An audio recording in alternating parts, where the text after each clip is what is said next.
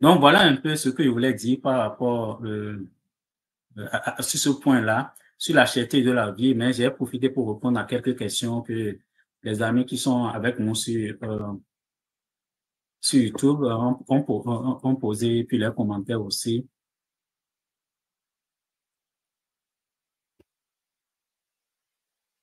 Donc, quelqu'un dit, je suis sûr que c'est certain qu'après Patrice Talon, les gens se rendront compte que nous étions sur une gouvernance sans vision et ils ne respectent pas l'argent, le pouvoir, le narcissisme et l'envie de détruire. Donc ça, c'est évident. On n'a pas besoin les faits parlent, les faits parlent d'eux-mêmes et tout ce qu'on a commis, on a vu comme crime depuis qu'il est arrivé montre que c'est l'option qu'il a choisie, c'est la violence pour diriger, la violence. Mais je vais profiter pour faire déjà la transition, la violence qu'il a choisie et puis il voit aujourd'hui, il fait la transition en même temps par rapport au sujet sur le Niger, il voit aujourd'hui que la violence ne peut pas tout régler. On ne peut pas tout régler par la violence, par les armes, comme il a choisi au Bénin, à l'interne là. Il ne veut pas s'asseoir avec les opposants.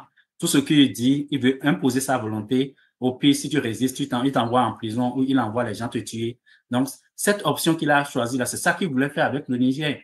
Au lendemain du coup d'État du 26 juillet, son premier réflexe, c'est de dire il va prendre les armes pour aller attaquer le Niger, comme si le Bénin avait une armée qui peut aller attaquer le Niger. Donc c'est comme ça, il s'est précipité, il a fait des déclarations hasardeuses dans l'opinion pour dire qu'il va utiliser tous les moyens pour pouvoir remettre Bazoum à sa place. Comment? C'est une expression qu'il a utilisée au Bénin qui a prospéré. On se rappelle bien que il a fait dire à son ministre, à son ex-ministre des Affaires étrangères, Aurélien Agbonossi, que le président a demandé d'utiliser tous les moyens, tous les moyens, tous les moyens contre ses propres populations en temps de paix. Donc, on a vu comment ils l'ont dit, l'armée, ou bien on ne sait pas si c'est vraiment l'armée béninoise, l'histoire nous le dira parce que tôt ou tard, il va falloir faire ces procès-là pour savoir ceux qui ont exécuté ces ordres-là. On a vu comme ils ont dit, le président leur a dit d'utiliser tous les moyens. Ils ont pris des obus, ils ont pris des armes lourdes, ils sont allés passer de village en village sans évacuer ces villages-là et ils ont commencé par tirer dans tous les sens. La conséquence, c'est quoi?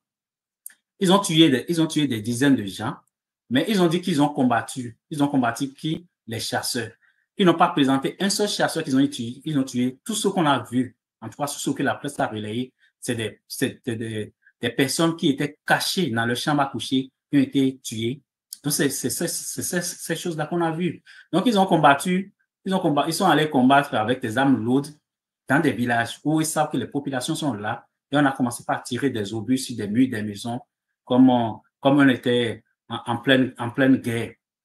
Donc, c'est cette phobie qu'il a, cette envie qu'il a d'utiliser la violence tout le temps. Quand il est face à un problème, il n'est pas capable de réfléchir que ces 2 ans à l'université. Tout ce qu'il veut, c'est d'utiliser la violence pour pouvoir régler ce problème-là.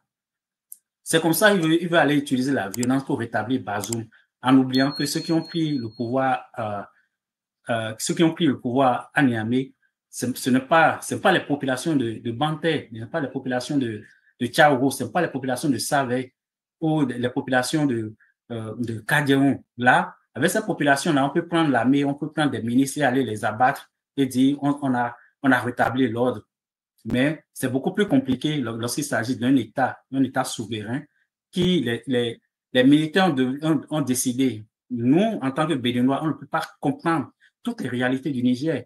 Donc, si les militaires ont décidé à un moment donné de mettre fin aux fonctions de Bazoum, même si, entre parenthèses, on peut dire un coup d'État, personne ne le souhaite, mais même si c'est en dehors de la légalité, mais on ne peut pas se substituer à ces gens-là pour dire on va imposer de force celui qu'ils ont enlevé. Oui, effectivement, c'est celui qu'ils ont enlevé. Et en voulant le faire, en faisant cette déclaration, au lieu d'utiliser la diplomatie pour aller voir les militaires qui ont pris le pouvoir, ils ont utilisé la diplomatie, ils pensaient qu'ils pouvaient utiliser la manière forte avec comme c'est un secret de polichinelle que euh, il avait la pression de la France et sûrement Macron lui a promis que si ils attaquaient le Niger, il va fournir les armes pour y arriver parce que je ne vois pas que l'armée béninoise a les moyens d'aller attaquer le Niger. C'est une armée qui travaille dans les villages du Bénin. Donc, cette armée est efficace dans ces villages-là. Euh, donc, cette armée n'est pas capable d'aller attaquer un pays voisin. Donc, comprenons ce qui s'est passé pour qu'on en soit arrivé là. Donc, quand vous avez fait ça, vous avez fait des déclarations tapageuses. Nous allons utiliser tous les moyens pour pouvoir remettre Bazoum à sa place.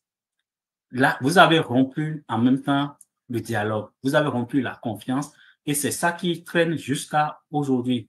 On a vu tout juste après cette déclaration, c'est vrai ils vont dire que la CEDEAO a demandé de fermer les frontières.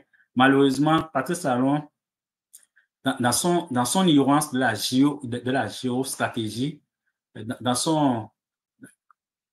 sa méconnaissance de la réalité sous-régionale et en oubliant que ceux qui voulaient l'accompagner dans ce suicide nigérien, c'est-à-dire Alassane Ouattara, la Côte d'Ivoire n'a pas de frontière avec le Niger.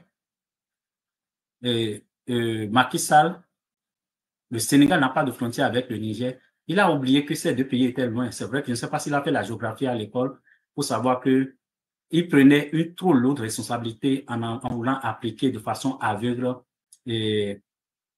la décision de la CEDEAO.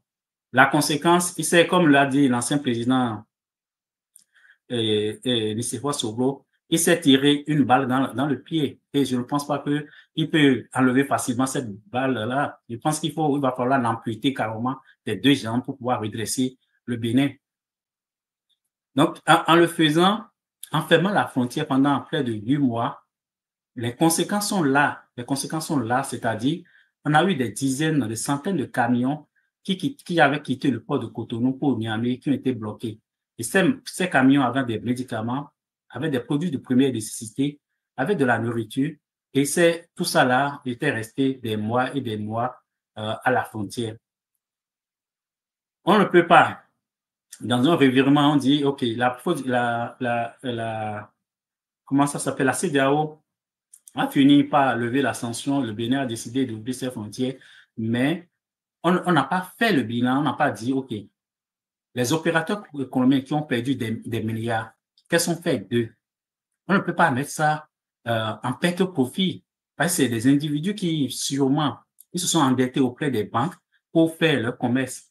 On ne peut pas, après avoir pris des décisions qui ont eu des impacts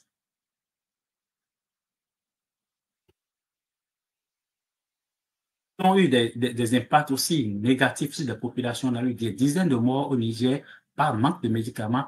Les gens sont morts. Peut-être pas seulement à cause de la fermeture de la frontière au Bénin. Le Nigeria aussi avait coupé l'électricité, mais on a eu des dizaines de morts. Donc, on n'a pas fait le bilan.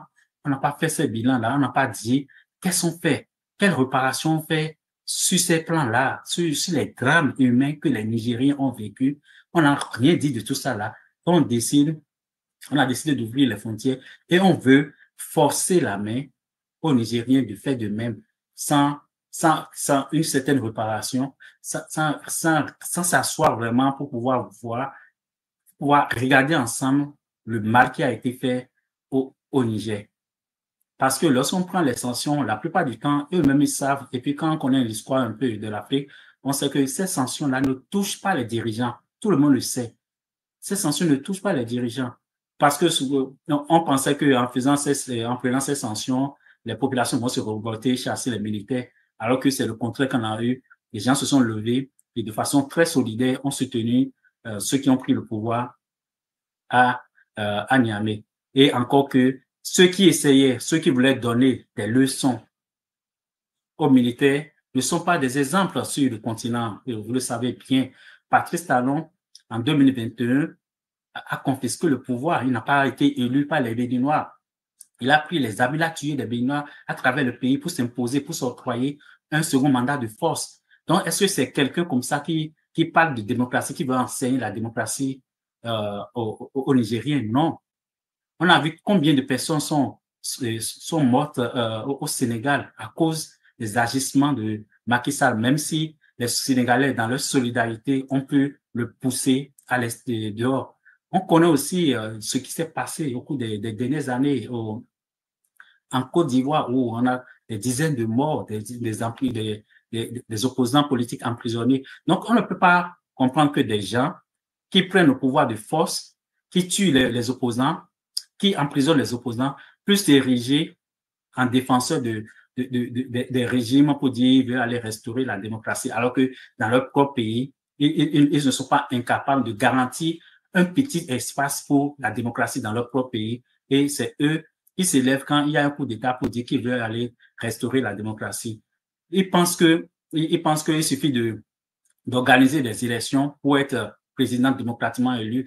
Barack Obama a dit en 2009, quand il était de passage à Accra, qu'il ne suffit pas d'organiser des élections, il faut que les élections soient aussi libres, démocratiques et transparentes. C'est à cette condition seulement que vous pouvez vous réclamer comme président démocratiquement élu. Je vois des Béninois qui est garé, je vois des Béninois égarés qui disent que Patrice Talon a été démocratiquement élu en 2016. On ne peut pas reprocher ça, même si c'était une erreur de l'histoire, mais il a été quand même élu. Mais en 2021, c'est un hold-up qu'il a fait pour prendre le pouvoir. Il a pris le pouvoir de force, donc c'est un coup d'État qu'il a fait contre les Béninois pour prendre le pouvoir. Donc, il ne peut pas se réclamer, il ne peut pas se dire qu'il est un président démocratiquement élu. Il a fini son mandat depuis 2021. Donc, là où il est, c'est un président illégitime et il n'a aucune légalité, il n'a aucune légitimité à sa place et il est mal placé pour donner des leçons aux autres États. Parce qu'il pense souvent que ce qui se passe au Bénin, c'est dans un vase clos. Les pays limitrophes ne savent pas ce qui se passe chez nous. Les gens sont au courant. Donc, il doit regarder la vérité en face pour savoir que sur le cas de Niger, comme sur beaucoup d'autres cas d'ailleurs, il s'est tiré une balle, ou même deux balles, même une balle dans chaque jambe. Maintenant, la question qui se pose aujourd'hui, le Niger continue de dire qu'il n'est pas prêt à ouvrir ses frontières parce que le Bénin n'a pas renoncé au risque, n'a pas renoncé au fait qu'il voulait, Patrice Talon, pas le Bénin même, on peut pas se dire, parler du Bénin, c'est comme un abus de langage même. Patrice Talon, parce qu'il agit intuitif personnel, parce que il agit en son propre nom. Quand il a décidé d'aller restaurer la démocratie, il n'a pas pris l'avis des Béninois pour le faire, parce que c'est quand même une décision grave. Aller faire une intervention militaire dans un pays voisin, c'est pas une décision qu'on prend sur un coup de tête, non. Il faut aller à l'Assemblée, aller motiver cette décision. Même aux États-Unis, les grands pays, il faut passer par le Congrès, il faut passer par des différentes chambres aux États-Unis pour avoir l'autorisation avant d'intervenir dans un pays étranger.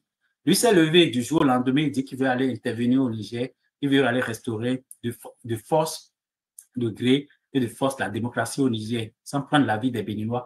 Même si son parlement était une caisse de résonance, il allait même faire au moins semblant d'aller là-bas. On voit au moins Tinubu, dès que la décision est tombée, Tinubu a quand même soumis cette décision au Sénat et le Sénat a dit non, ils ne sont pas d'accord pour une intervention militaire. Et on a vu que docilement, il a reculé discrètement et il a laissé Patrice Talon dans sa folie d'aller intervenir militairement au Niger avec le soutien peut-être des Français, où il espérait que l'armée française va l'appuyer pour pouvoir aller réinstaller son ami Bazoum, avec qui ils avaient des deals malsains sur le pétrole nigérien. Donc, je disais, les Nigériens ont dit, OK, nous, on n'est pas prêt à ouvrir nos frontières parce qu'on soupçonne des bases militaires au Bénin. Qui croient? Les Nigériens ont partagé leurs preuves, ont montré des documents à leur possession des photos satellites pour montrer les différents points où ils estiment que le Bénin est en train d'entraîner des terroristes pour aller déstabiliser nos pays, notre pays, le Niger, qui est un pays frère et ami du Bénin, où on a des populations qui partagent la même culture des deux côtés de la frontière. Même si les autorités béninoises ont démenti ce fait, il est vrai quand même que il y a toujours un doute. Parce que si non, on en croit les dernières informations que nous avons eues, on a vu Kemi Seba au Niger ce week-end qui a révélé, qui a dit des choses quand même, qui a dit des choses importantes, qui a dit que apparemment la France a fait envoyer au Bénin des militaires. Et pour que ces militaires puissent se fondre dans la masse, qu'est-ce qu'on a fait? On a envoyé de façon essentiellement des militaires, on peut le dire vulgairement comme ça, à peau noire, c'est-à-dire des Antillais, des Guadeloupéens, des militaires, des Africains qui étaient en France, mais qui sont dans l'armée française, pour que ces gens-là puissent se fondre pour ne pas attirer l'attention. C'est ça qu'ils ont dit, c'est ça ce qu'ils ont ramené comme information. Et cette déclaration de Kemi Seba, et je pense qu'il ne peut pas le dire à la légère, c'est parce qu'il a eu des informations quand même sûres et concluantes qu'il a pu l'évoquer.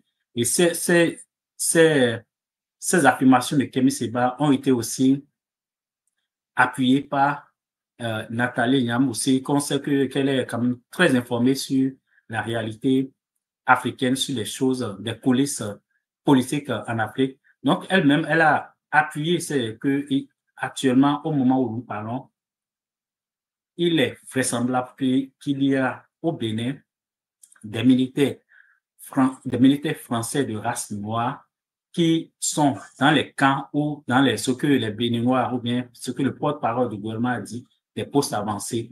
Et ils sont là à quelle fin? La vraie question est là. Ils sont là. Ces militaires-là sont à quelle fin?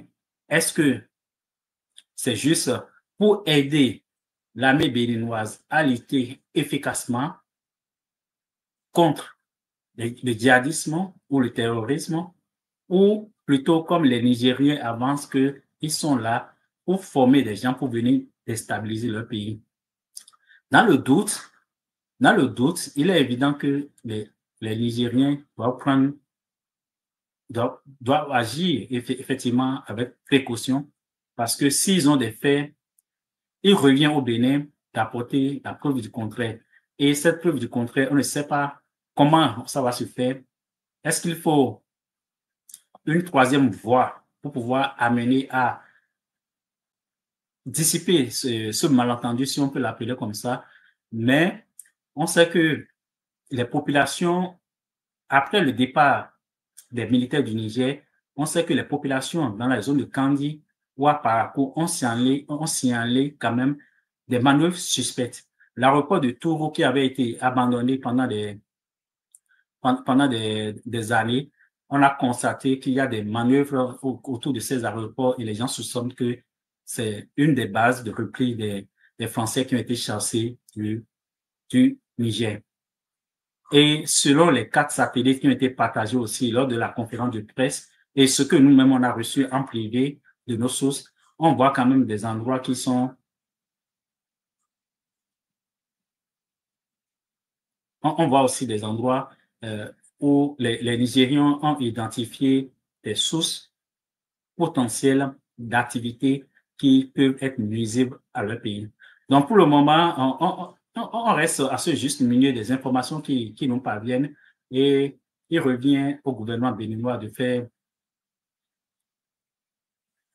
sa part pour pouvoir amener la contradiction, pour pouvoir faire éclore la vérité.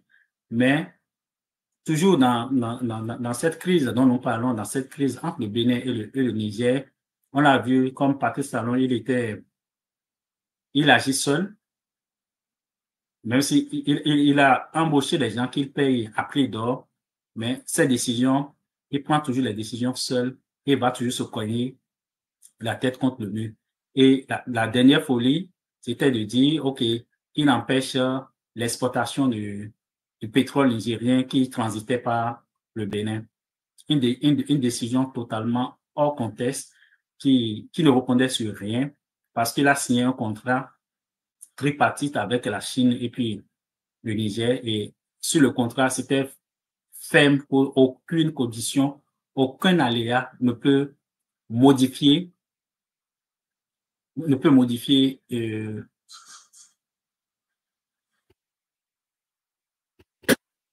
excusez-moi.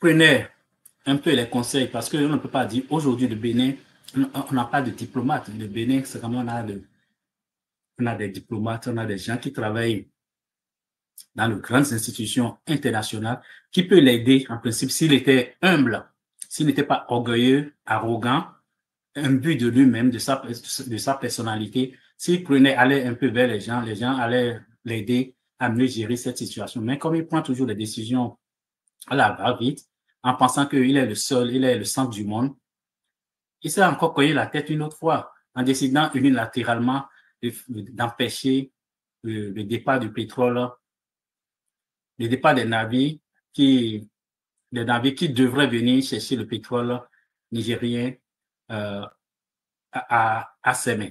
Donc, c'est quand même, on peut le dire, une honte pour les Béninois. C'est une décision lamentable.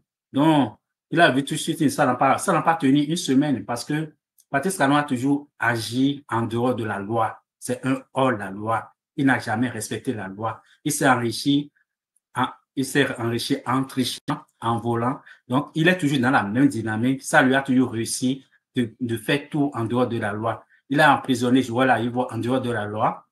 Il a emprisonné Rekia Madougou en dehors de la loi. Et cette folie qu'il a à tordre le cou à la loi, il veut l'appliquer, il veut internationaliser ça maintenant. Il veut l'amener sur le marché international en pensant en oubliant que dans ce contrat-là, il y a un gros morceau qui est dedans qui sera difficile à avaler.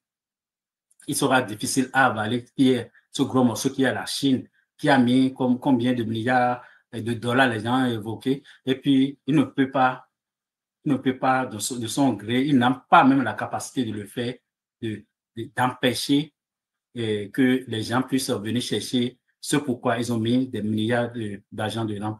Si c'était avec les Béninois, ça va passer parce qu'il a des gens des ministres qui travaillent pour lui, ils vont partir enlever des gens, tuer certaines personnes, les jeter en prison, les condamner comme il veut. Mais il est limité. Il voit qu'aujourd'hui, que ma conclusion sur ce point, c'est que aujourd'hui, la violence ne peut pas tout régler. On ne peut pas tout régler par la violence. Il faut faire preuve de diplomatie, il faut faire preuve d'humilité surtout, d'humilité parce qu'on voit l'arrogance avec laquelle il s'adresse aux Béninois, l'arrogance avec laquelle il s'adressait aux autorités nigériennes comme s'ils étaient ses enfants. C'est vrai que l'argent, ça peut rendre fou, mais l'argent mal acquis, bien sûr, l'argent mal acquis, c'est pour ça si il avait acquis l'argent de façon licite, il ne va pas se comporter comme ça. On voit des milliardaires sur le continent, on voit Aliko Dangote, quand il parle de façon modérée, de façon pondérée. Il ne s'adresse pas à des gens comme s'il s'adresse à ses esclaves. Donc, c'est l'arrogance là qui nous perd au Bénin, qui amène Patrice Talon dans le décor, qu'il va d'erreur en erreur. Et s'il avait un peu de dignité, s'il reste un peu de dignité, avec tout le mal qu'il a fait au pays, seulement, si on prend seulement le dossier nigérien, tout le mal qu'il a fait au pays sur ce dossier-là, normalement, s'il avait un peu de pudeur, il avait un peu de dignité, il allait remettre son tablier qu'il a volé en 2021 pour dire, je ne suis pas capable de gérer ce pays, je me suis trompé sur des points essentiels, j'ai fait des parjures, je vais quitter, je vais aller me reposer et laisser le pays à quelqu'un qui est capable de le diriger dans la dignité et dans le respect des Béninois. Aussi, toujours dans le dossier nigérien, là où on a vu qu'il n'est pas du tout à la hauteur, c'est les amalgames qu'il faisait entre la question de la frontière, la question du pétrole et la question des denrées alimentaires. Ça, c'est pas c'est pas à la hauteur de notre intelligence en tant que Béninois. Ils mélangent tout, comme si, oui, on va, il dit, les gens font sortir, on ne voit pas le rapport entre le fait que des producteurs vendent une partie de leur production au Niger. Ça se fait, c'est pas, ça remonte à un demi-siècle. Tous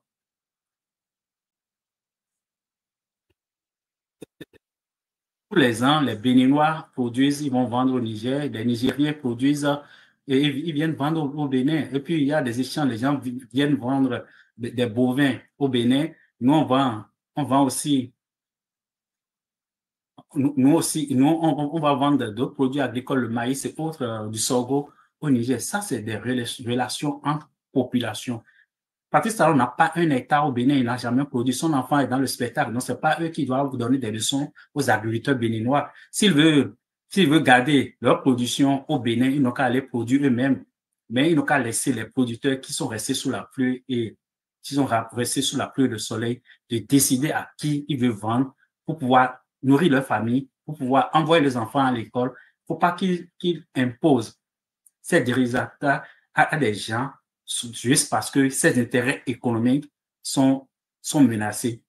Donc, ce mélange de genres qu'il faisait en parlant à la fois de la frontière, en parlant du pétrole, en parlant des produits agricoles, c'est ça qui a montré qu'il n'est pas sérieux. Il n'est pas sérieux dans son discours. Il n'est pas à la hauteur de la mission. Et il aurait dû prendre conseil avant d'aller sur ce terrain glissant.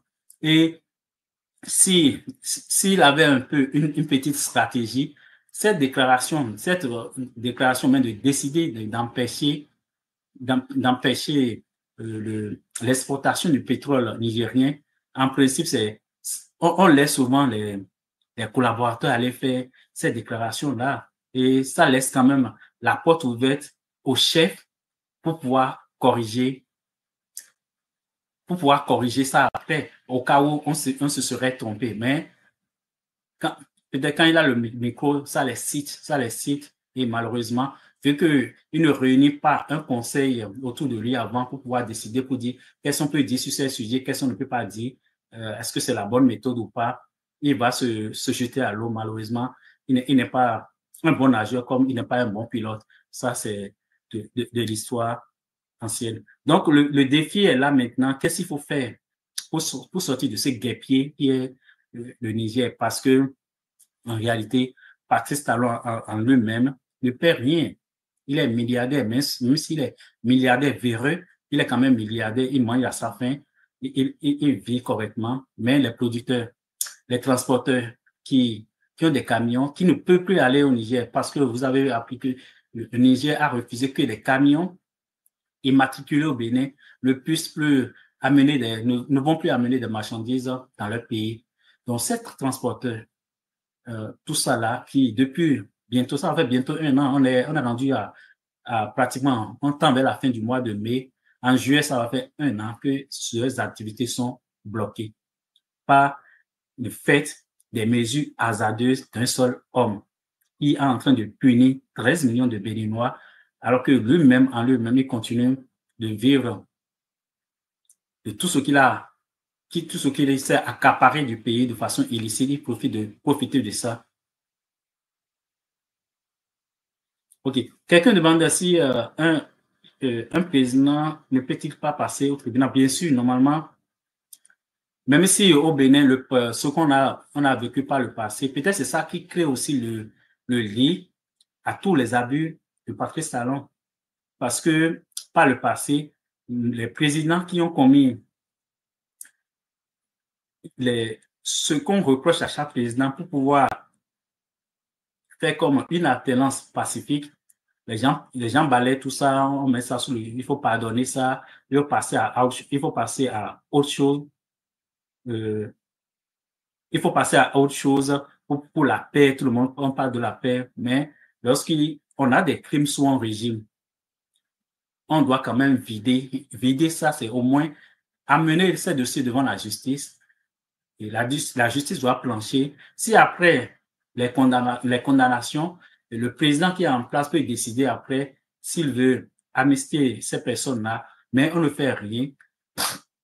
pardon, les crimes qui sont commis sous Kérékou 1, tous ces crimes ont été rangés parce qu'on voulait, en 91, créer les conditions pour qu'ils ne disent pas qu'il va s'accaparer du pouvoir et que ça va créer des violences dans le pays. Donc, on a essayé de mettre ça. Le président Soglo est venu. Je ne sais pas si vraiment, à ma connaissance, je ne sais pas s'il y a eu grand chose qu'on peut lui reprocher, en tout cas en termes de crimes de sang, des choses comme ça. Je n'ai pas connaissance d'une histoire comme ça. Le président Yahya Boni est venu. On a dénoncé des choses. On a dénoncé plusieurs des choses qui se sont passées sur lui. Est-ce qu'il était possible de voir qu'elles sont faites avec ces choses-là, les personnes qui ont été citées, est-ce qu'on pouvait créer, on avait la capacité en tant que Béninois de créer les conditions d'une justice impartiale pour que ces affaires soient vidées.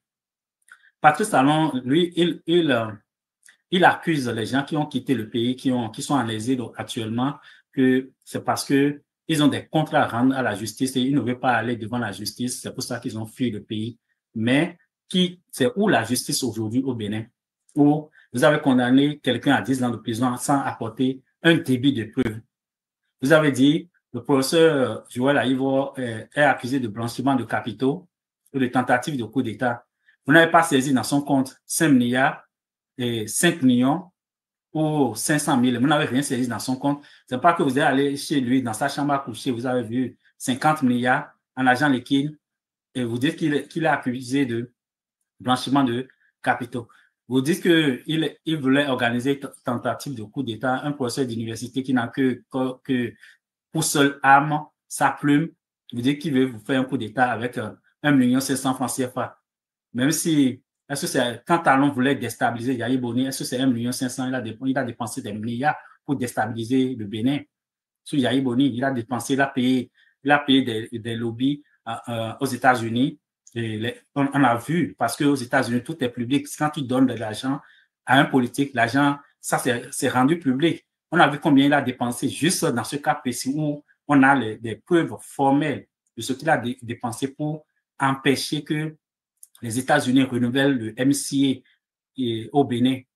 Donc, c'est quand même les arguments qui sont avancés, les motifs avancés pour pouvoir condamner les Béninois montrent qu'on a une justice aux ordres au Bénin, une justice où les magistrats se sont clochardisés, ont devenu des enfants, des domestiques de Patrice Talon qui sont prêts pour pouvoir nourrir leur famille, exécuter des basses œuvres, même aller commettre des crimes contre des personnes.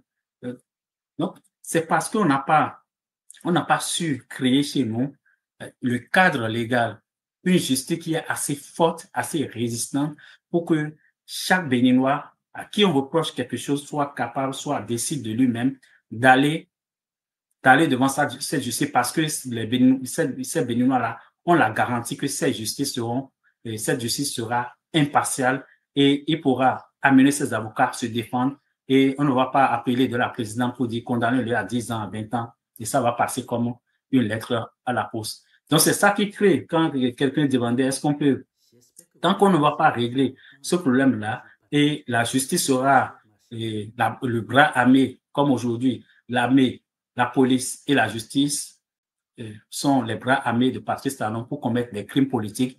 Tant qu'on ne va pas régler ces problèmes chez nous, ça va être difficile d'appliquer la justice, d'appliquer la loi chez nous.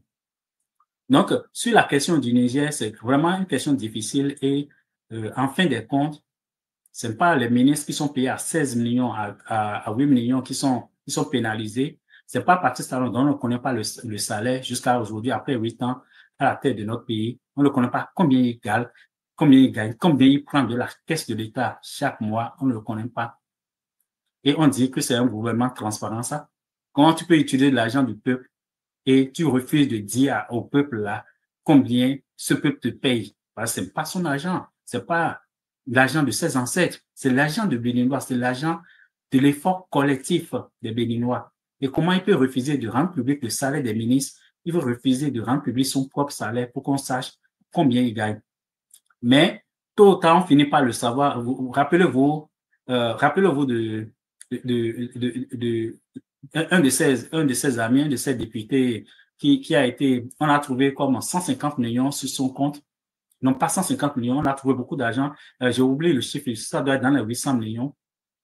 Et ce monsieur a déclaré que quand on lui a demandé les preuves de comment il a acquis cette fortune, il a dit que en tant que député, il a gagné 150 millions en 5 ans dans un pays aussi pauvre que le Bénin, qu'on gagne pour salaire politique 150 millions en 5 ans. Est-ce qu'on est sérieux?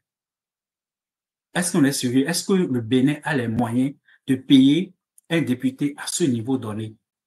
Lui donner 150 millions dans un pays où, à côté de la présidence, on a des écoles où les gens prennent encore des cours sous les arbres. En face de la présidence, l'hôpital de référence du Bénin, le CNHU, c'est en état de délabrement avancé. Il y a des gens, vous pouvez aller là-bas, il y a des endroits où vous ne pouvez même pas respirer. Et les murs sont moisis. Et dans ces conditions, on trouve quand même des moyens pour financer des alliés politiques. On le paye comme on le va richement parce que on veut avoir juste leur silence.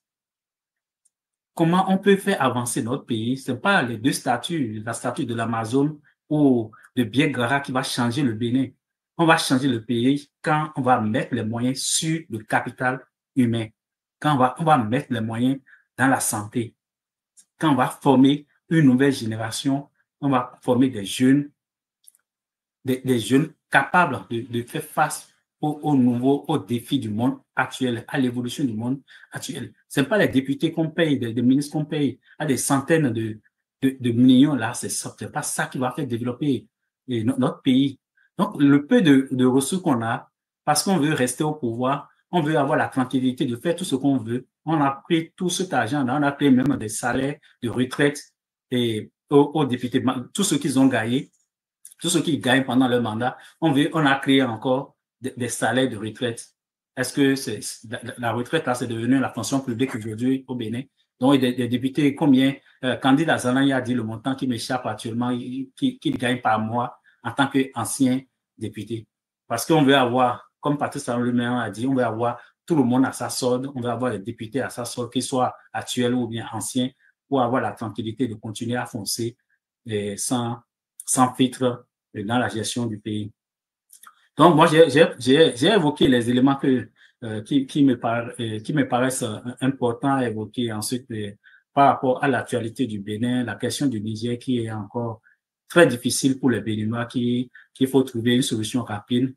Pas pour Patrice Talon, il s'en fout royalement, mais d'abord pour les Béninois, pour que les gens qui avaient des activités de part et d'autre de la frontière puissent reprendre leur quotidien et trouver les moyens pour payer leurs dettes, continuer à s'occuper dignement de leurs enfants. C'est surtout pour ceux-là. C'est surtout aussi pour que le port du Cotonou puisse revivre. Ce port puisse revivre parce que le port du Cotonou est devenu sec. D'accord? Ça s'est asséché complètement. C'est comme, même si on ne le sait pas faire, les mauvaises herbes vont finir par pousser au port de Cotonou dans quelques jours parce que il n'y a aucune activité au port vu à cause des décisions hasardeuses de Patrice Talon. Tout est désert et le Niger qui apportait, le Niger et les pays, le Niger, le Burkina Faso, le Tchad, qui faisait transiter leurs marchandises par le port de Cotonou, tout cela, ça s'est subitement arrêté et tout l'argent là qui aurait pu servir à continuer à construire le pays, c'est aller chez le voisin qui est le Togo, comme on dit, quelqu'un laisse, quelqu'un prend, comme le disent les Ivoiriens, quelqu'un a laissé, le, le, le Togolais il a été plus malin, il a pu reprendre ce marché habilement. Donc voilà un peu l'actualité du Bénin. Comme vous le savez, je l'ai dit quand je commençais, continuez toujours à nous accompagner sur notre chaîne YouTube. Nous remercions quand même pour tous ceux qui nous accompagnent. C'est tout ce qu'on fait, c'est pas, ne dis pas que c'est parfait. Et vos observations permettent quand même d'améliorer ce qu'on fait au quotidien, de corriger parfois les vidéos qu'on affiche, qu'on dépose sur notre chaîne au quotidien. Et sur notre compte TikTok aussi qui porte le même nom.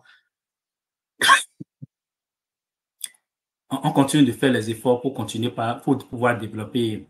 C'est vrai qu'on ne fait pas souvent le live sur TikTok. C'est pour ça on va prendre les habitudes maintenant pour pouvoir développer cette audience aussi et pour pouvoir élargir nos fidèles, ceux qui nous occupent, ceux qui nous écoutent plutôt sur nos différentes plateformes. Donc, je vais vous regarder rapidement s'il y a des questions, des commentaires, les amis qui n'ont même pas l'esprit qu'il faut pour. Merci beaucoup. Le capital humain est un sujet abandonné. OK, effectivement, je parlais du capital humain. Le capital humain est totalement négligé. On dit, il construit des routes, il construit des routes, il a construit des statues, et puis les gens applaudissent pour dire, on développe le pays parce qu'on veut aller prendre une photo au pied de l'Amazon. C'est ça, le développement. C'est pas ça, le développement. En principe, c'est des choses qui doivent arriver au bout de la chaîne. C'est quand on aurait construit le capital humain, on aurait réglé les problèmes d'éducation et de santé dans ce moment-là, qu'on se fait plaisir parce que il a fait ça pour ses beaux yeux, mais ça apporte quoi? Ça apporte quoi en réalité au Bénin? Je ne pense pas qu'un touriste va quitter la France pour ça. Les conditions qu'il faut créer pour amener les touristes au Bénin sont loin d'être créées. C'est pas dans un pays où il n'y a pas de loi, où les gens sont jetés en prison sans aucune forme de procès. C'est pas dans ces pays-là que les touristes y vont.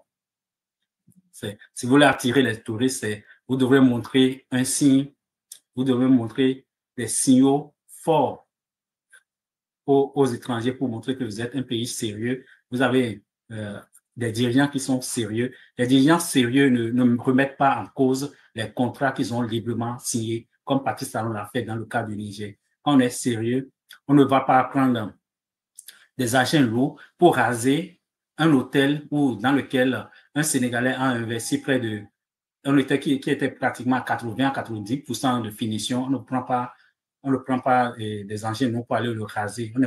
C'est pas sérieux de montrer ces signaux-là à l'extérieur et penser que les touristes vont venir à Cotonou pour faire quoi?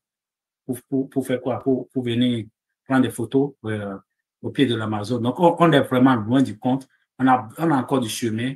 On a encore du chemin pour pouvoir créer ce dynamisme-là, pour pouvoir attirer et sortir notre pays de là où il est actuellement. Donc, je voulais remercier tous ceux qui nous ont suivis, tous ceux qui ont laissé les commentaires ici. La Cour des comptes, oui, les gens avaient évoqué la Cour des comptes en son temps pour dire que c'est la raison pour laquelle ils voulaient modifier forcément la Constitution. Mais ça devient quoi? Est-ce que ça fonctionne effectivement? Moi, je n'en sais rien. Je n'en sais rien. Les preuves, parce que je suis député. Monsieur Vaudou, vous êtes député? Non, je ne sais pas si vous êtes en train de blaguer. Non, je vous dis que le pays est plus que faible que jamais. OK. Non, c'est ce que j'ai dit tantôt, c'est vérifié. Le, le député, il n'est plus à l'Assemblée, mais on a retrouvé environ, je pense que 800 millions, ce chiffre, je ne sais plus exactement, sur son compte, mais je sais qu'il a déclaré à la justice que dans cette somme-là, il y a 150 millions qui constituent ses salaires, ce qu'il a reçu en tant que parlementaire. D'accord? C'est ça que je dis. Et je me dis, est-ce que dans un pays aussi pauvre que le Bénin, on peut prendre le risque de payer, on peut prendre la responsabilité de payer 150 millions en 5 ans pour un seul individu, juste pour aller s'asseoir et dormir à l'Assemblée nationale? Ah, ok, c'est une blague alors. Ok, je vois un peu. Non, ça donne la vocation, effectivement. Si on peut gagner 150 millions en 5 ans à l'Assemblée, c'est normal que tout le monde court pour aller devenir député. Donc, sans aucune commission, ils savent que là-bas, ils vont là-bas fermer leur bouche et juste, ils vont prendre les émoluments, les facilités, les pédièmes et retourner chez eux, envoyer les enfants, s'occuper de leurs enfants. Non, c'est pour ça que on n'a plus de conditions en politique au Bénin. Des gens y vont juste parce que ça offre la capacité de vivre décemment. C'est le seul domaine au Bénin dans lequel Patrice Talon est capable de créer des emplois dignes de son nom. Sinon, tout le reste, là, les gens sont des petits esclaves parce que tous les autres métiers du pays, c'est le seul métier qu'il a créé depuis 2016 pour lequel tu gagnes de l'argent réellement. Sinon, les autres, là, il il a créé les conditions pour que même les employeurs privés puissent esclavagiser les jeunes parce qu'on peut les renvoyer quand on veut. Tu peux prendre un jeune, tu le gardes 6 mois, même tu dis il est stagiaire, tu peux le renvoyer, aller prendre un autre jeune. Donc, il a créé les conditions de précarité pour le jeune au Bénin en pensant qu'il veut réformer. Il veut réformer ci, il veut réformer ça, il veut tout transformer. Donc, c'est ça. Donc, par rapport à autre chose dans les commentaires, merci beaucoup pour, oui, j'en ai parlé.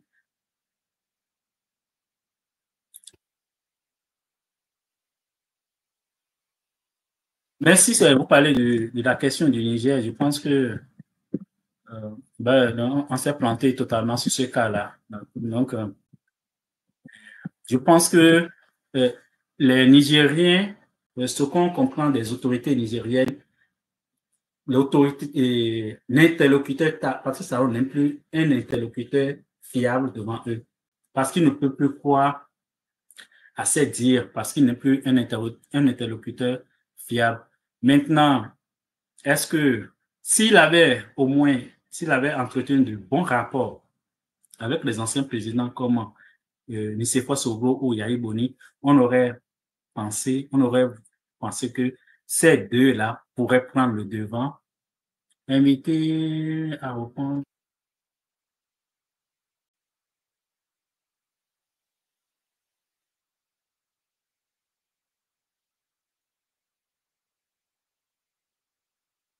On aurait pensé que ces deux personnalités pourraient prendre le devant pour pouvoir faire la médiation, pour trouver un terrain d'entente avec les autorités du Niger. Malheureusement, comme un sniper, il a déjà détruit tout ce qui peut l'aider à gérer le pays dans la paix et dans la bonne cohabitation avec tous les pays. Il n'a pas de bon contact avec le Togo, il n'a pas de bon contact avec le Burkina, il n'a pas de bon contact avec le Niger. Même quand Tinubu est venu, il a essayé rapidement de se mettre dans les culottes de Tinubu, mais Tinubu a vite constaté qu'il n'est pas fréquentable. Il n'est pas fréquentable. Et comme Buhari, avant lui, a fermé la frontière du Bénin pendant près de 18 mois parce qu'il n'est pas digne, n'est pas fréquentable, ce n'est pas un homme de confiance, c'est un homme qui ne pense qu'à ses poches, à sa poche. Il ne pense qu'à lui-même, à comment il va mettre de l'argent dans sa poche. Il ne pense pas aux Béninois. Ce n'est pas moi qui le dis, ce n'est pas moi seul qui le dis. Même Monseigneur Gagné, d'accord, Antoine Gagné, je pense, il a dit récemment, Patrice Talon se comporte comme quelqu'un qui aime le Bénin sans les Béninois. Ça résume tout. Ça résume tout la pensée, toute la pensée de Patrice Talon, de comment il agit, comment il se comporte. Merci beaucoup, Monsieur Benoît, pour votre commentaire. On fait l'effort d'apporter l'information comme on le conçoit. On n'a pas la science infuse. Et puis, ce qu'on dit, c'est par rapport à notre vécu, comment on voit notre pays, où est-ce qu'on veut voir notre pays, où est-ce qu'on veut voir notre pays dans les années à venir. Donc, par rapport à ça, on réagit avec nos défauts, nos qualités. Donc, Monseigneur Gagné, on ne peut pas l'accuser d'être un opposant parce que quand tu dis quelque chose, on dit parce que tu n'aimes pas Patrice Talon. D'autres vont dire parce que tu as la reine contre Patrice Talon. Mais Monseigneur, un homme de Dieu comme ça, on ne peut pas dire qu'il lui-même, il a la reine contre Patrice Talon ou bien qu'il n'aime pas Patrice Talon. Il a dit, c'est les gens qui rencontrent des centaines de billions, il a dit ce que la plupart des Béninois pensent, même si c'est dans le silence. Parce qu'il se comporte comme quelqu'un qui aime de Bénin sans aimer les Béninois parce qu'il n'a rien fait pour les Béninois en tant qu'individu. Il ne pense pas aux Béninois en tant qu'individu. Il pense aux grosses œuvres, ce qui va lui rapporter de l'argent pour ses entreprises. Pour le port est devenu un port privé de Patrice Talon où Patrice Bénin contrôle, encaisse tout l'argent de l'État et lui décide de ce qu'il va mettre dans la caisse commune. Donc, on a un pays, un individu, il se dit chef de l'État, chef d'entreprise, et ces entreprises encaissent l'argent du contribuable et c'est à l'entreprise de décider de mettre ce qu'il veut dans la caisse de l'État qu'il dirige. Ce qui devrait être au contraire que normalement, c'est l'État qui encaisse son argent et sur la base d'un contrat bien ficelé va décider qu'est-ce qu'il paie aux gens qui font des prestations de services. Donc, il faut faire, c'est ça qu'on constate, c'est ça qui est malheureux pour notre pays, de tomber dans ce conflit d'intérêts-là, en confiant le pays à Patrice Talon. C'est le mal, le mal, c'est un mal qui va nous poursuivre encore peut-être pendant 2 siècles. On ne peut pas confier le pays à un homme qui s'est enrichi en prenant seulement dans la caisse de l'État. Il n'a rien créé dans sa vie. Tout ce qu'il a comme bien aujourd'hui, c'est les entreprises, les anciennes entreprises de l'État qui sont devenues ces entreprises privées. Donc, tout son capital, tout son bien là, c'est ça. C'est ce qui appartenait à l'État, les usines. Les 10 usines de la Sonatrach sont devenues ces usines. Il n'a rien payé pour les prendre. Il va dire, on lui a donné ça en don, ou en ceci, à ça. L'usine de Martin Rodriguez de Niki, il a pris à 1 franc symbolique. Donc, il a arraché non seulement tout ce qui appartient à l'État, il a arraché aussi tout ce qui appartient à des privés. Quelques Béninois qui avaient un peu des moyens comme Martin Rodriguez à Diavon, il a arraché tout ça là pour former son empire et il a assis dessus. Il a construit son arrogance sur ça et c'est pour de ça qu'il se vend comme milliardaire. C'est pas, les Dangote n'ont pas construit le milliard comme ça. Donc, voilà le triste spectacle. Ah, merci beaucoup.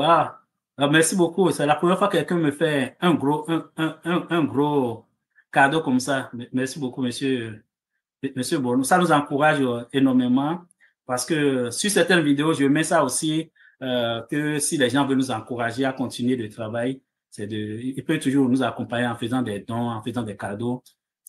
Ça nous encourage aussi parce que n'oubliez pas que le travail qu'on fait ici, ça demande des collaborations, beaucoup de collaborations avec des Béninois qui sont sur le terrain et parfois on est obligé de leur envoyer des moyens pour aller nous chercher des informations. Et si le soutien qu'on reçoit ici, c'est tout en réinvesti toujours dans le développement de la chaîne, parce que l'objectif c'est d'aller atteindre vraiment, vraiment, oui, un public encore beaucoup plus large. Et n'oubliez pas qu'on a fait seulement, en moins de 2 mois, on a eu comme 20 000 abonnés sur notre chaîne. Donc, c'est vraiment un gros succès pour nous. Et on veut continuer à travailler grâce à vous, à continuer à accroître ces abonnés-là pour pouvoir atteindre un public beaucoup plus large, surtout béninois, mais et un public africain, parce que les problèmes sont parfois les mêmes et les défis qui sont chez nous sont les mêmes défis qu'on a un peu dans la sous-région aussi. Donc, les réalités dont on parle, mais seulement que le problème du Bénin est tellement spécifique que on ne peut pas le comparer. Dans la sous-région, on n'a pas un homme d'affaires qui détient à lui seul toutes les entreprises du pays et il dirige en même temps l'État. On n'a pas un autre exemple ailleurs. Je ne pense même pas au monde qu'aucun peuple peut accepter cette situation. Oui, quelqu'un demande d'inviter Martin Rodriguez. J'ai déjà reçu Martin Rodriguez, mais ça fait un moment quand même. Mais je vais essayer de voir s'il est disponible pour revenir. Je l'ai reçu la vidéo. Si vous regardez sur la chaîne, dans mes vidéos, vous allez trouver la vidéo quand je recevais Martin Rodriguez, une vidéo de près de 2 heures où il a expliqué les réalités du pays. Donc, je vais le contacter. Je vais prendre contact avec lui. C'est quelqu'un qui quand même qui est pointu, qui a de bonnes informations aussi à partager avec le public. Je vais voir avec lui.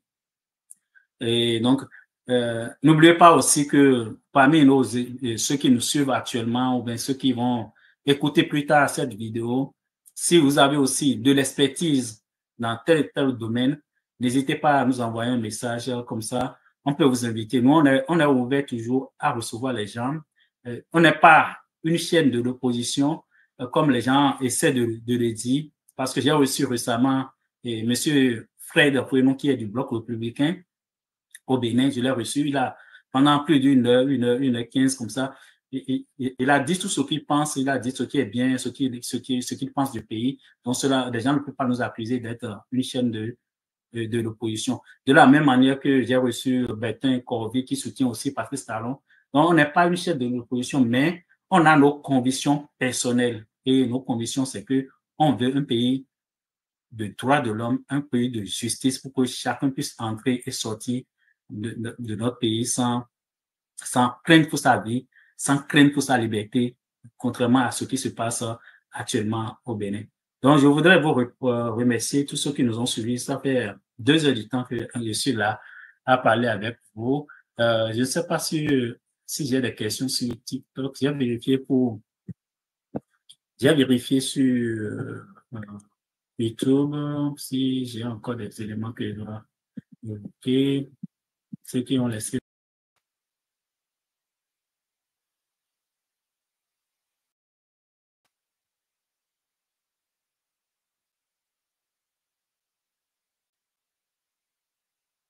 Et ok, donc merci beaucoup. Donc, je voudrais juste rappeler que tous les dimanches, aujourd'hui, c'est un jour férié. Aujourd'hui, c'est un lundi. Habituellement, je ne suis pas en direct sur un lundi. Les samedis à 19h de Cotonou, 14h de New York, et puis 20h de Paris, je fais un direct. Le dimanche à 19h de Cotonou, 20h de Paris et 14h de New York, je fais un direct aussi, mais en tout cas, je reçois un invité, d'accord? Donc, si vous voulez prendre des rendez-vous, si vous voulez nous suivre de façon beaucoup plus rapprochée, donc notez ces rendez-vous-là et toute la semaine, on a des partenariats avec d'autres chaînes, d'autres radios, donc toute la semaine, on partage quand même leur contenu sur la chaîne, mais le rendez-vous, c'est le dimanche à 19h de Cotonou, on reçoit un invité et le samedi à 19h, je fais un live comme ce que je fais actuellement où je donne mes propres opinions par rapport au sujet d'actualité ou juste je partage ce qu'il y a de nouveau dans le pays. Autre chose qu'on pourrait dire aussi, ok, attends, juste certainement qu'il y a... Oui, effectivement, on en a parlé. Pourquoi Patrice Talon était très excité concernant le dossier nigérien. Vous avez écouté son ministre de l'énergie, Adambi, lors d'une des conférences de presse, il a dit que dans le projet, les gens ont investi, les gens ont investi combien là? Il a évoqué 600 milliards, d'accord? Que c'est des privés qui ont mis l'argent, 600 milliards dans le projet. Et la question qu'on peut se poser en tant que Béninois, qui sont ces privés-là? Pourquoi le Bénin, en tant que pays, n'a pas été capable de mettre de sa poche, de sortir de la caisse de l'État l'argent pour prendre un capital dans ce projet-là et que c'est des privés, c'est à des privés qu'on a fait la natte, qu'on a dressé le tapis rouge pour investir dans ce projet. Cela suppose que ceux qui gravitent autour du pouvoir là, c'est eux peut-être qui ont mobilisé les 600 milliards là. Dans un pays comme le nôtre, un pays si pauvre comme le Bénin, où est-ce qu'ils ont trouvé 600 milliards pour mettre dans ce projet là? C'est un gros point d'interrogation là. Donc il faut continuer par chercher, par comprendre ce qui se passe, comment les pays est géré, comment se fait qu'un projet inter-État, on efface l'État et puis c'est les privés qui mettent leur argent dedans. Et qui sont ces privés là?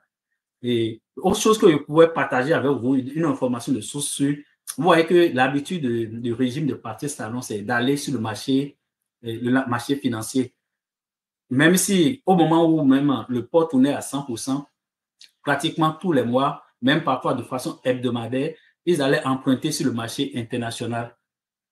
On ne peut pas comprendre que, ou on peut supposer que ce qui est fait au Bénin, en réalité, tout ça là est fait à crédit. Donc, l'argent qui encaisse, que Patrice Talon, Bénin contrôle encaisse au port, cet argent-là va où? Pour qu'on soit abonné au marché international. Et tout ce qu'on veut faire là, il faut aller emprunter sur le marché régional. Et sur le marché régional, ce que les gens ont fait des études, selon certaines enquêtes, finalement, quand le Bénin dit, moi, je veux 800 milliards, non pas 800, souvent c'est 80 milliards sur le marché régional, qu'est-ce qui se passe? Les gens voient que ceux qui rachètent ces emprunts obligataires-là, c'est des Béninois qui rachètent. C'est comme on a des Béninois qui ont assez d'argent pour emprunter à l'État béninois.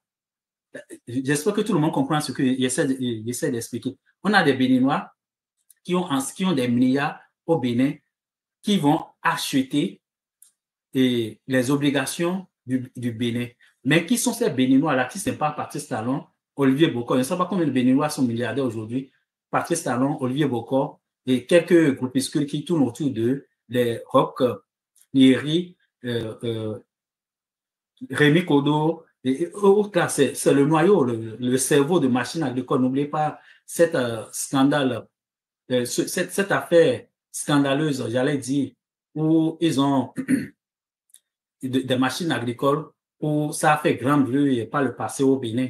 Donc, c'est ce cerveau-là, c'est qui dirige le Bénin. Donc, quand le Bénin dit, nous avons lancé, nous voulons 880 milliards sur le marché régional, on voit que c'est des Béninois qui empruntent, qui donnent cet argent-là à l'État béninois à crédit. Mais c'est la question que je repose la question, qui sont ces Béninois-là qui ont assez d'argent pour passer leur argent à l'État béninois? Donc, on est vraiment dans un cercle vicieux dangereux. Et le trou qu'on va voir après le départ de Patrice Talon, je pense que ce trou-là, on va mettre comme 1 ou 2 siècles à le combler. Le trou qui va laisser avec la gabégie qui s'est installée à la tête de notre pays, ce trou-là, on va mettre énormément de temps à le combler. La façon, l'opacité qui entoure la gestion du pays. Vous savez que tout ce qui est emprunté depuis tout l'argent, la gestion du pays et surtout la partie économique, c'est entre Ouaddaï et Patrice Talon. Personne d'autre au Bénin ne sait ce qui se passe avec notre argent. La dernière fois, ils sont allés prendre les 70 millions d'euros sur le marché international. Personne.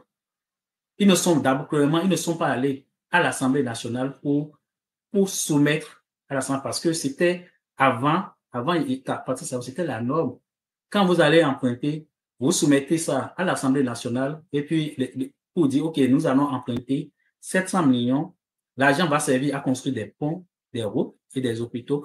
Et les députés vont faire le débat et puis vont donner leur accord en ce moment. Maintenant, dès les premiers mois à son arrivée à la tête de notre pays, Patrice Talon a fait changer la loi pour dire que désormais, il a le droit d'aller sur le marché et c'est après coup qu'il va rendre compte, à l'Assemblée nationale. Et en tout cas, moi qui suis de très près de l'actualité, moi je n'ai jamais vu, depuis qu'il est là, qu'il est allé rendre compte de ce qu'il a emprunté à l'Assemblée. Quand je dis qu'il est allé rendre compte, je ne parle pas de lui en tant que personne, je parle de son ministre des Finances est allé à l'Assemblée pour dire les 700 millions qu'on a empruntés, voilà ce à quoi ça a servi pour le pays et pour permettre un débat pour que les représentants du peuple puissent s'exprimer sur la question.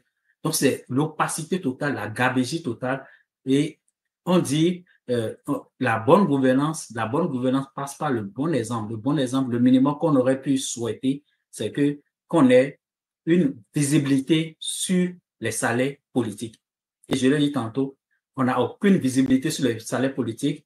Personne au Bénin ne connaît ce que gagne son ministre, ce que gagne son chef de l'État. Si ce n'est pas qu'on a quelques fuites au niveau des députés, on apprend quelques informations pour savoir combien on leur paye. Ça va être le blackout total, l'opacité totale par rapport à la gestion financière, combien on paye ceux qui ceux qui occupent les postes politiques. C'est les éléments qu'il faut forcément corriger pour donner des gages de crédibilité, d'abord à l'interne et puis à l'externe aussi. Non, il choisit les informations tu sais que comment les mauvaises langues appellent.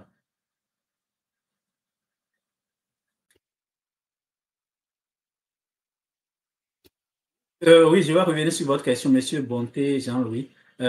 Non, c'est pas on sait que, tu sais comment on appelle nos amis là, le ministre des Finances, on l'appelle un arrangeur de chiffres, c'est un comptable. Donc, il arrange des chiffres.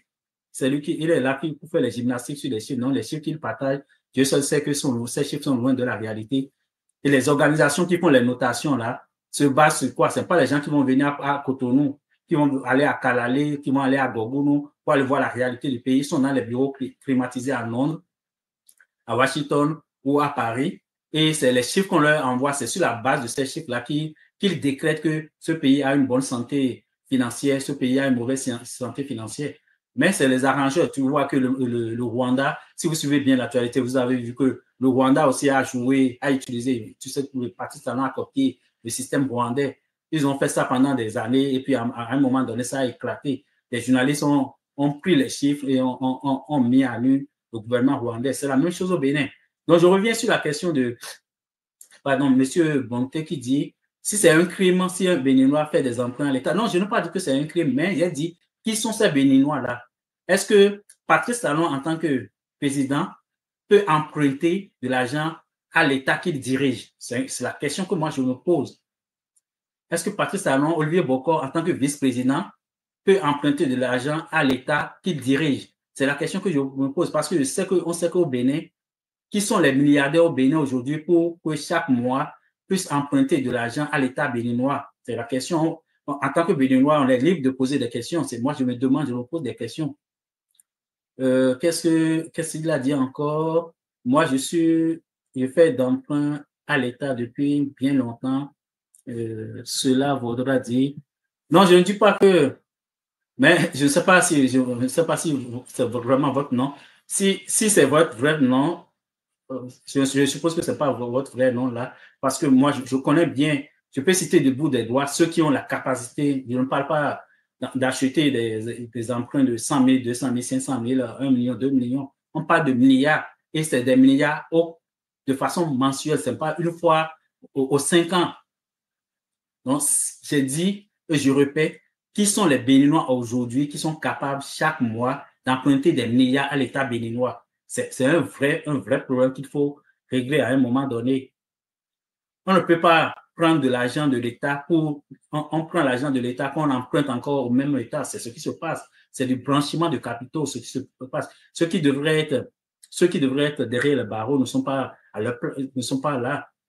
C'est ça qu'il faut éclaircir. On dit, si le Bénin lance des emprunts obligataires, ceux qui donnent l'argent là, la plupart, ça quitte le Bénin, c'est des documents officiels.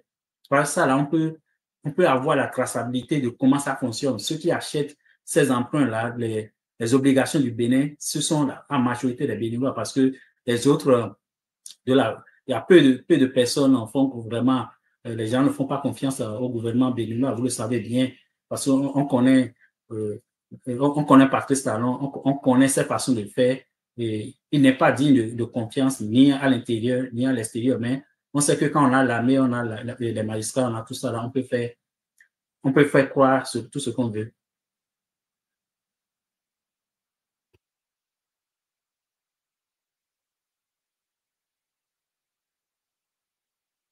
Et donc, c'est ça sur ces éléments-là que je voudrais aborder.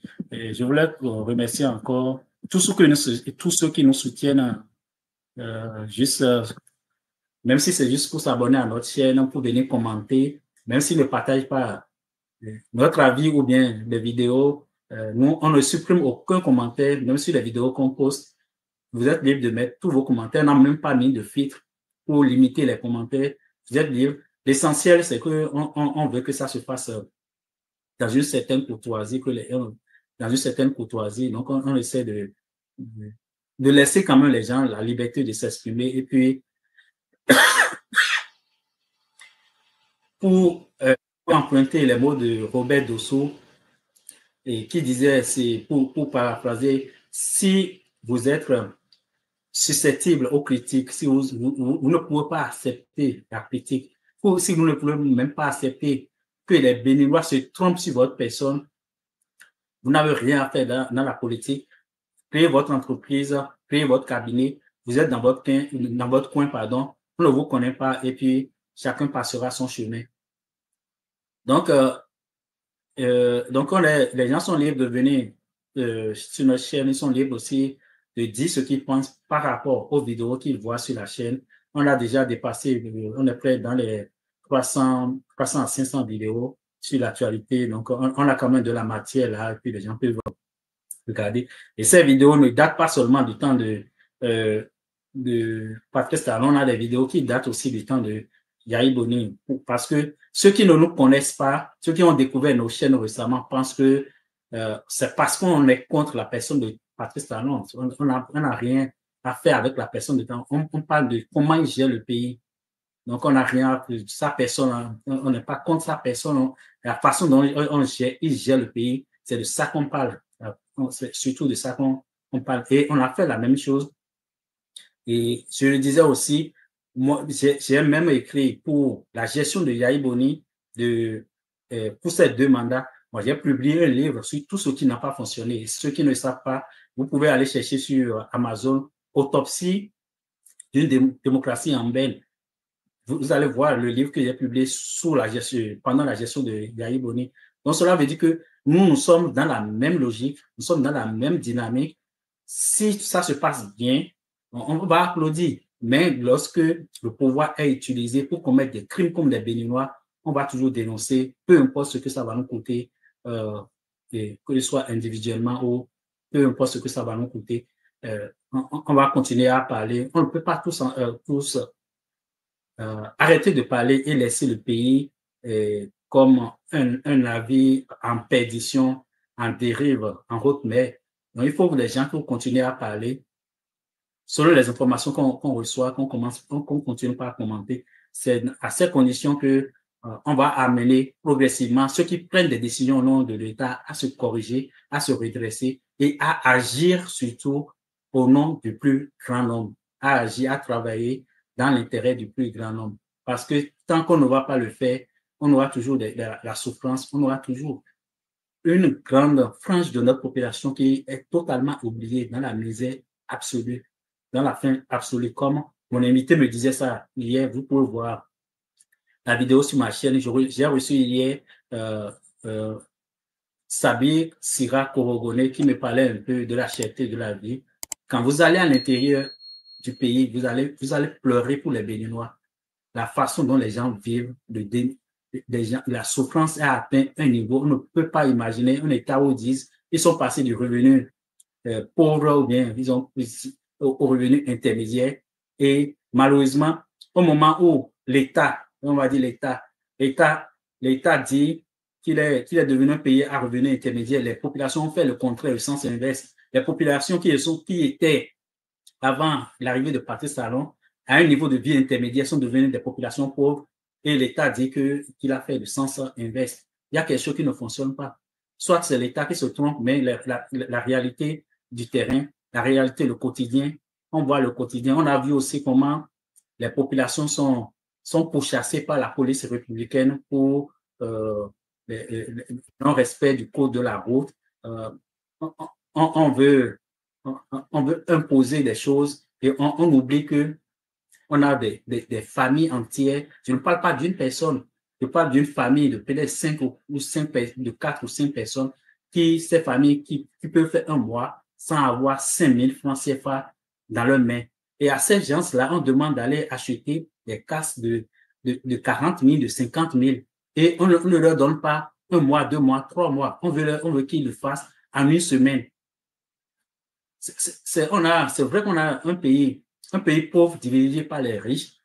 On ne peut pas, ils sont incapables de se mettre à la place du Béninois moyen pour pouvoir prendre des décisions. S'ils faisaient un peu d'effort de se projeter à la place des Béninois moyens dans leurs décisions, ils auraient pu avoir un peu ils pourraient prendre le temps lorsqu'ils amènent. On ne va pas dire le port de casque n'est pas une mauvaise chose. C'est pas ça qu'on dit. Mais lorsqu'on veut demander aux gens de l'adopter, on sait que nous sommes dans un pays pauvre. Même les chiffres peuvent leur dire qu'ils sont le Bénin est un pays riche, peu importe. Mais il faut quand même laisser le temps aux gens de s'approprier cette nouvelle décision, de laisser le temps de s'habituer progressivement pour que les gens puissent. Si une famille s'ils sont 2 adultes et des enfants, et ils doivent en acheter, il leur faut 80 000, 100 000 francs. Et il faut quand même qu'ils continuent de manger, de nourrir leur famille, de se soigner aussi. Ça prend du temps. Mobiliser, je ne sais pas combien de Béninois, même des fonctionnaires qui peuvent entrer dans leur chambre à coucher pour aller à la banque, aller et sortir 100 000 francs d'économie. Ils sont très peu nombreux. On connaît le salaire moyen au pays. Ils sont très nombreux. Donc, quand vous prenez des décisions qui ont des incidences financières, il faut laisser le temps aux populations de s'adapter de se projeter, de se programmer et d'aller à petits pas pour pouvoir adopter ces réformes-là.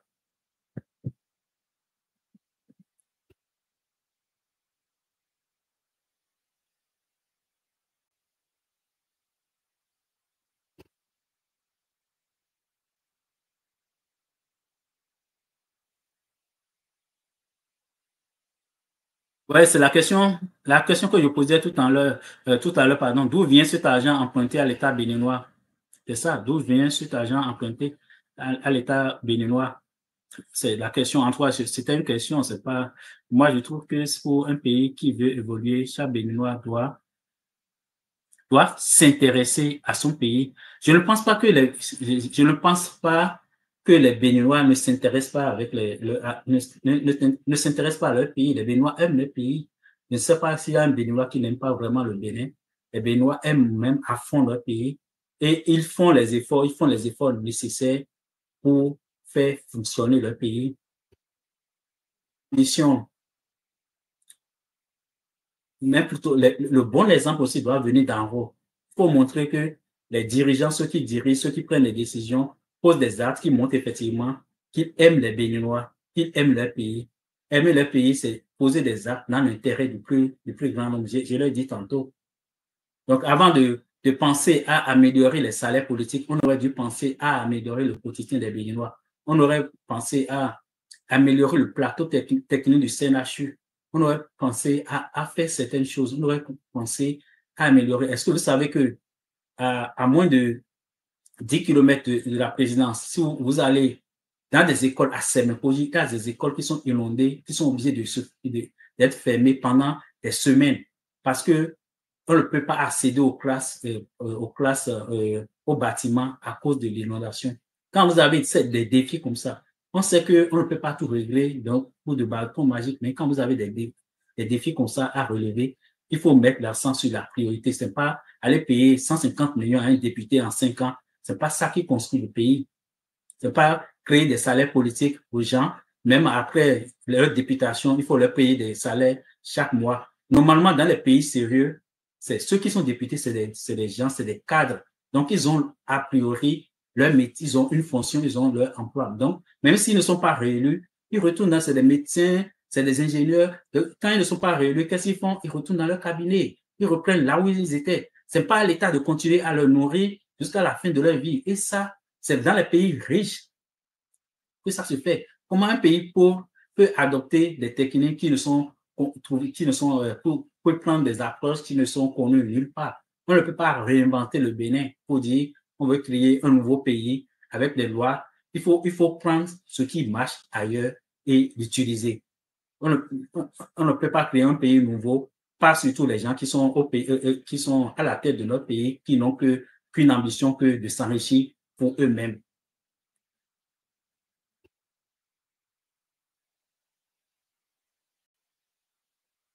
Dans la Donga, la crédibilité des hommes politiques n'est pas connue. OK. Maintenant, avant, c'est vrai qu'avant, on avait juste, il faut pas aller en tout cas souvent sur ces terrains-là. Avant, on disait que il y avait, on avait quand même une certaine classe politique qui avait un peu de recul sur le bien commun et qui avait un peu de retenue par rapport au bien commun. Mais malheureusement, euh, le seul avantage que Patrice Talon nous a montré, c'est pour montrer que tous les Béninois sont les mêmes. Et dès qu'on met l'argent devant eux, ils s'aplatissent totalement. Lorsqu'on met les fonctions pour les postes politiques devant eux, ils s'aplatissent totalement. Les évidences, les gens qui ont dénoncé des évidences chez nous, comme les Djobouénou, les gens comme Orden Aladatin, qui disaient des choses les plus basiques pour lesquelles ils se sont battus contre Yahi Boni. Ces choses ont été empirées 10 000 fois aujourd'hui et maintenant ils applaudissent ça. Ils trouvent que c'est normal et ils trouvent que eux, ils peuvent servir un régime qui est en train de torturer des Béninois, qui est en train qui va enlever des Béninois sur des ponts. Et ils trouvent que malgré tout ce qu'ils ont défendu au Bénin ici, aujourd'hui, ils se trouvent à l'aise, ils se gonflent, ils se trouvent à l'aise, ils sont à l'aise au sein ou à côté de des dirigeants qui posent de ces actes. C'est ça qu'on ne comprend pas toujours dans la mentalité des Béninois. On dit qu'est-ce qui ne fonctionne pas réellement. Vous avez défendu une cause hier. Vous vous êtes battu pour une cause pour amener quelqu'un au pouvoir. Et subitement, celui que vous avez amené au pouvoir a tourné dos aux causes que vous avez défendues, mais vous êtes toujours là et vous êtes même présent, vous êtes même capable d'aller à la télé à défendre ces incongruités, ces abus, ces entorses aux droits humains les plus élémentaires. J'ai parlé des refus des visites aux prisonniers politiques. On a beaucoup de choses qu'on peut citer dans notre pays aujourd'hui qui sont incompréhensibles, qui ne sont pas dignes de notre époque, qui ne sont pas dignes du Béninois qu'on est, de ce qu'on fait de ces Béninois. C'est des choses qu'on voyait dans des pays, dans certains pays, on disait, mais qu'est-ce qui ne fonctionne pas chez eux? C'est ces choses-là qui se passent au Bénin, où des Béninois torturent d'autres Béninois. C'est comme ce qui se passe au temps de l'esclavage, où quand les Blancs arrivent, ils envoient des Noirs aller arracher, aller enlever d'autres Noirs pour les envoyer au Brésil. C'est la même chose. Patrice Talon envoie des Béninois pour aller enlever d'autres Béninois, des personnes non identifiées. On a eu le cas le plus récent de Rémi Yambako, où des gens sont allés l'enlever en pleine circulation. Quel est le risque que ce monsieur de plus de 70 ans a pour ce pays où on ne peut pas lui envoyer une convocation pour dire viens te présenter dans tel commissariat, on a des questions à te poser sur telle déclaration. Est-ce qu'on ne peut pas se conduire au Bénin avec un peu d'élégance? On ne peut pas se conduire au Bénin avec un peu d'élégance et envoyer des messages à des gens qui nous regardent que nous sommes des pays civilisés. Et on est obligé d'envoyer des milices. Moi, je les appelle des milices, ce n'est pas des milices, ce n'est pas des policiers. Des policiers républicains ne peuvent pas se cagouler, aller enlever des gens dans la rue. Ce n'est pas ça le code de procédure pénale dit. Vous devez envoyer une convocation, une première, deuxième, troisième. Si après la troisième convocation, la personne ne se présente pas en ce moment, vous pouvez essayer d'aller le prendre. Une personne de plus de 70 ans, on va aller l'enlever en pleine circulation pour dire il a fait des déclarations. Est-ce que la déclaration a tué quelqu'un au Bénin? Si vous ne voulez pas qu'on fasse des déclarations sur vous, quittez la politique immédiatement, retournez dans votre cabinet comme Diogbeno. Il a un cabinet d'avocat, il n'a qu'à retourner dans son cabinet.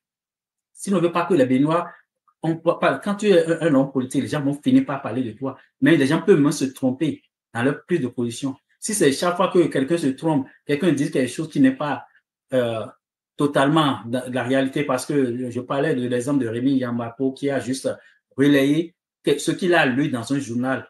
Et malgré ça, on est allé l'enlever. Et il est maintenant, on a trouvé une formule pour le faire taire.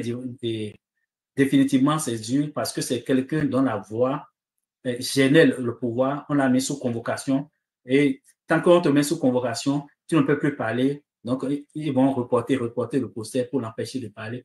Donc, ça, là, on l'a enlevé comme ça de la circulation. Donc, c'est pour ça qu'il faut que certains qui ont encore la possibilité, on puisse continuer par dire ce qu'on pense sur le pays pour pouvoir changer les choses, pour pouvoir redonner le Bénin aux Béninois, parce qu'aujourd'hui, le Bénin n'appartient plus aux Béninois, le Bénin appartient à Patrice Talon, à son clan, à une minorité ils ne sont pas plus de 50 personnes qui jouissent et qui grossissent aux frais de l'État au détriment de la majorité des Béninois. Et les Béninois aiment très bien leur pays, mais plutôt les hommes politiques manquent d'intégrité et de patriotisme. Absolument, je suis parfaitement d'accord avec ce point de vue. Donc, merci beaucoup pour votre accompagnement, tous ceux qui m'ont suivi, qui sont restés là avec moi. Donc, on va se donner rendez-vous la fin de semaine prochaine, le samedi à 19h de Cotonou. Et puis, on va se voir le dimanche à 19h de Cotonou avec un invité. Mais le samedi, moi, je vais refaire un live sur les sujets, sur les développements, si on a de nouveaux développements sur la question du Niger ou bien d'autres sujets importants. Je vais revenir sur ça le samedi prochain. Merci beaucoup et merci aussi à tous ceux qui nous suivent, ou qui nous ont suivis sur TikTok aussi. Donc, on se donne rendez-vous très prochainement. J'espère que vous appréciez toujours autant le contenu que je partage avec vous sur ma chaîne.